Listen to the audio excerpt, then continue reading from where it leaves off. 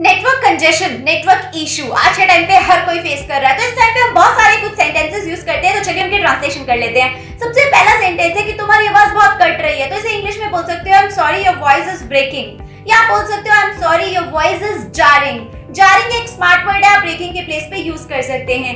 Next sentence है कि आपकी आवाज ना दो बार आ रही है, तो इसे इंग्लिश में बोलेंगे आई am sorry your voice is echoing, your voice is echoing. Next sentence है आपकी आवाज आ रही है जा रही है, मतलब कुछ सुनाई दे रहा है कुछ नहीं सुनाई दे रहा, तो उसको आप बोल सकते हो I can hear you in bits and pieces, या फिर आप बोल सकते हो I can hear you on end of.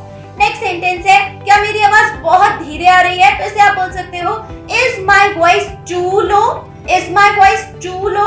Next sentence है क्या आप थोड़ा तेज बोल सकते हैं, मतलब थोड़ा ऊंचा बोल सकते हैं, तो इसे आप इंग्लिश में बोलेंगे can you be a bit loud, can you be a bit loud? I hope these sentences are helpful for you.